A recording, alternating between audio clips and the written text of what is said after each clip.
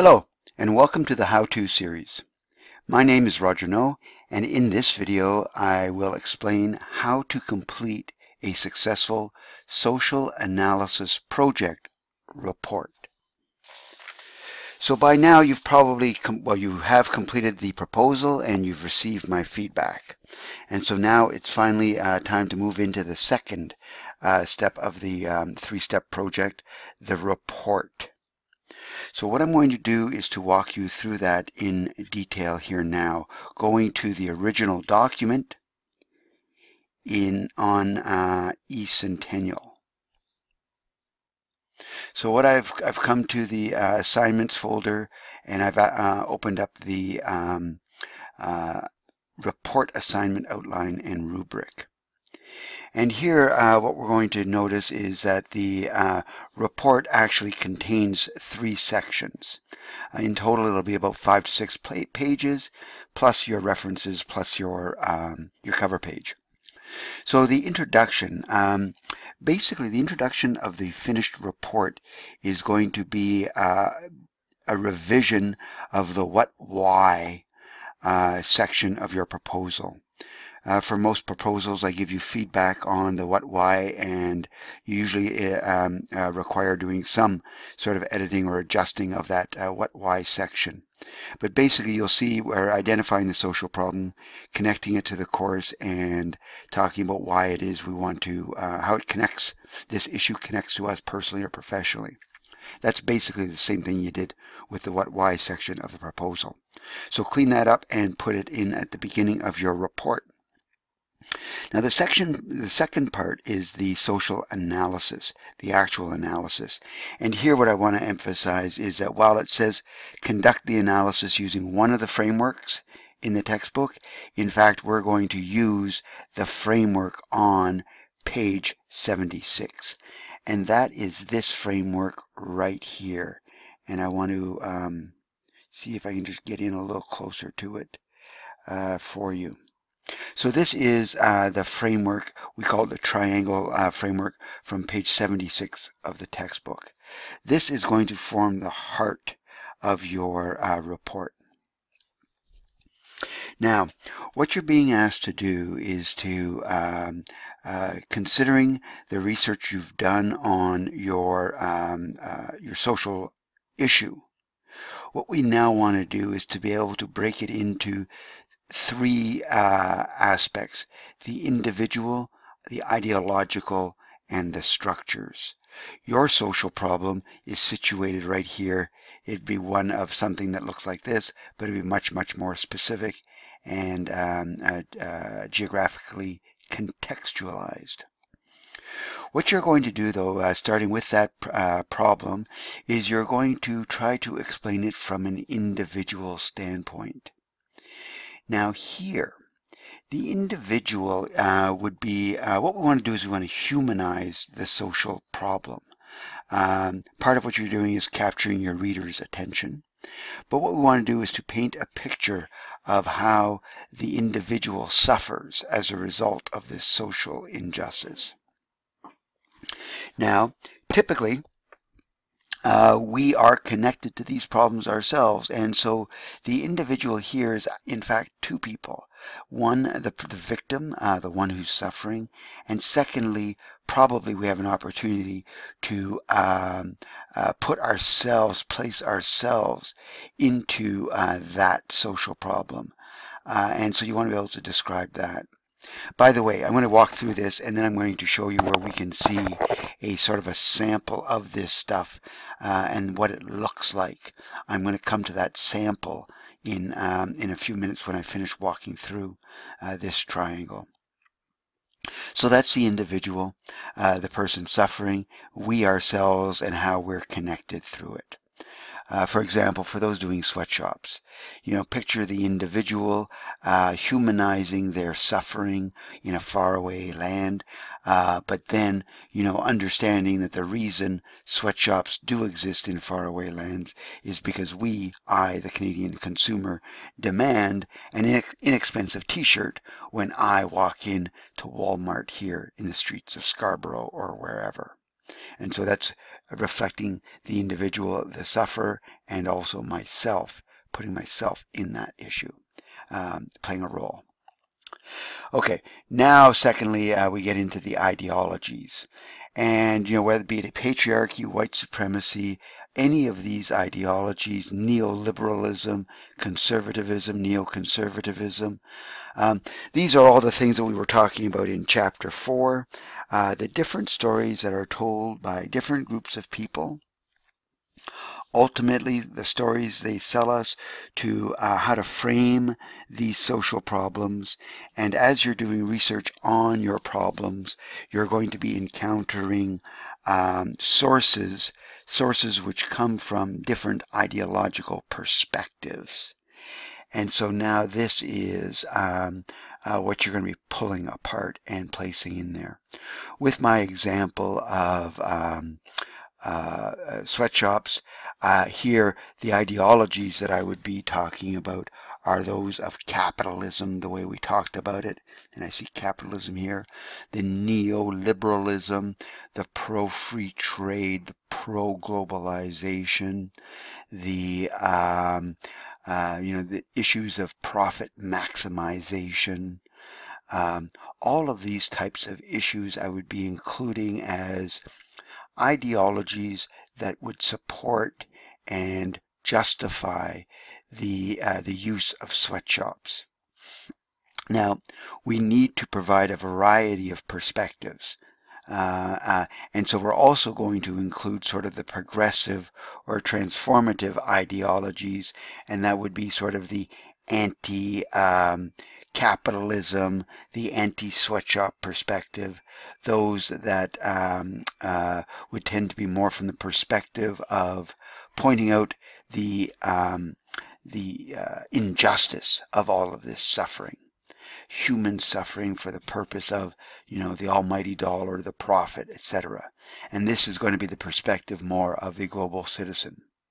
So you've got several ideologies for any given social issues.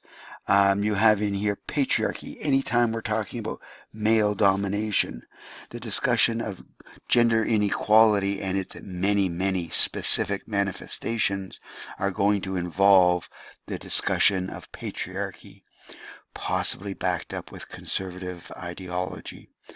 Anything race-based is going to typically involve a discussion of conservatism, neoconservatism, and white supremacy, etc., etc. Now, so you're going to be peeling away those layers. Again, I'm going to show you a comprehensive example in a minute.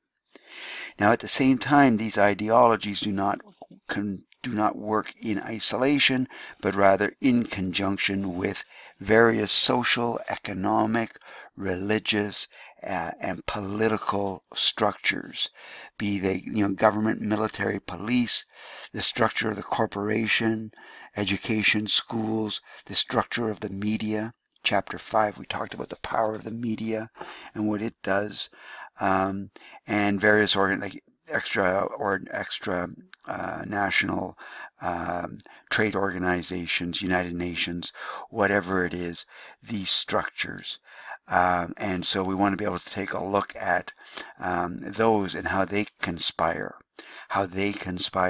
with the ideologies conspiring with the structures to create, justify, and perpetuate the social inequality that it is you're focusing on. And that's what we want to be able to put into perspective. And having said that, we're going to want to get into sort of providing ultimately, particularly from a global citizenship standpoint, we're going to want to be able to see these and explain them within a historical context.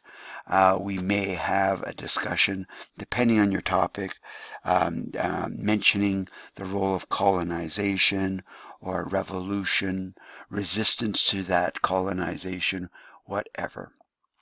Now, so this is the heart of your report. It's going to be several pages, and I'll come back to the specific length of that as per the written instructions in a moment. But the sample, where you can see the individual ideology and structures being pulled apart and analyzed, you can find an example of on page 78 to 83 of our textbook. Now there, what they do is they walk us through sorry, just give me a second here.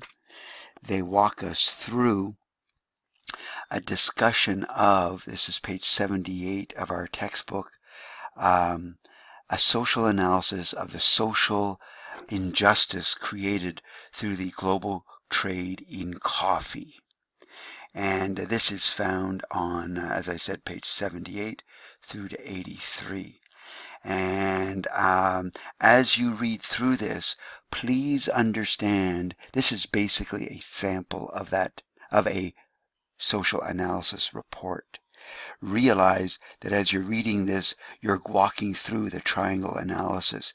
Here you see the subheading, and in your report, you'll literally want to put the subheading, individual.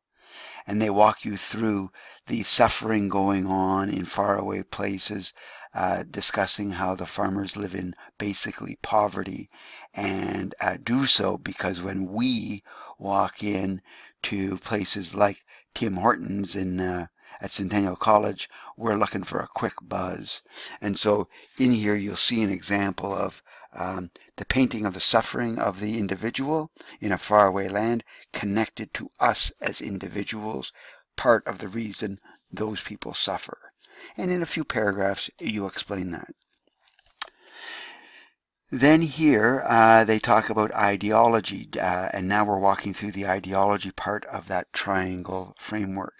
And they talk about how various ideologies have conspired within a historical context to create the original suffering. And now we're into the structures. And so this is what you're going to do, but in the context of your social injustice, your social problem. Here they found it worthy to talk about the impact of that suffering. That may or may not be applicable to your particular social analysis. And again here, hegemony. Okay, so, and up to the end, the post-viewing reaction is not an example of what you're being required to do. I want to come back to that written document. So we've used that framework on page 76. We've walked through peeling away the layers, the individual, the various ideologies, the various structures, offering that diversity of perspectives, talking about how these forces conspire to justify and perpetuate those social injustices.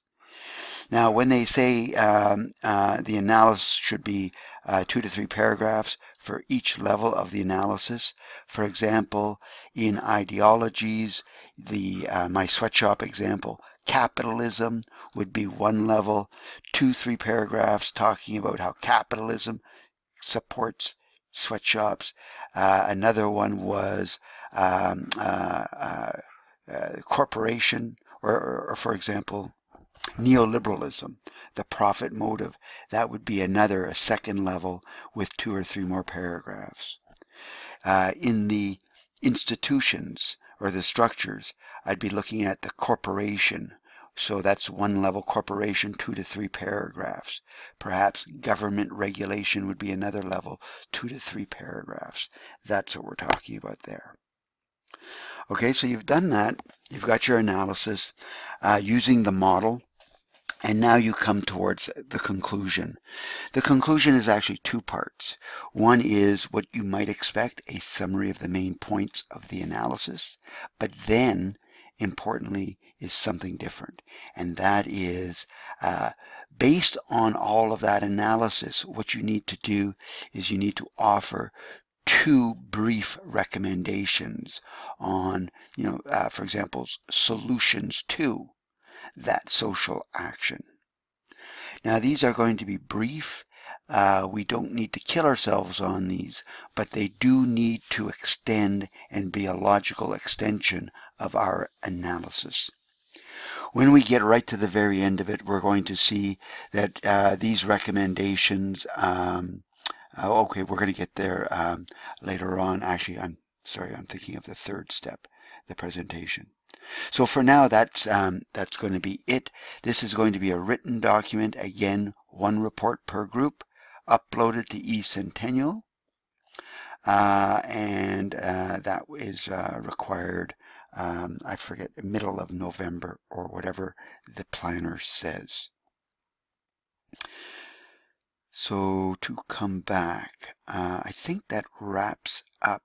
Oh, the one question that comes up a lot is, well, what do I do with my articles from my proposal? We've completed our proposal, and now what do I do with my articles? For the most part, you're basically going to be setting those aside. The report is about using the course material, specifically this framework, specifically the chapters on 3 and 4, framing problems and ideological explanations, Chapter 5, the use of the media. As we move through Chapter 6, content about identity and race and gender, etc. are found in there. And so the rest of the course material you're going to be applying, but putting it in the context of your social problem that you've selected. So I'm not sure how I'm doing it.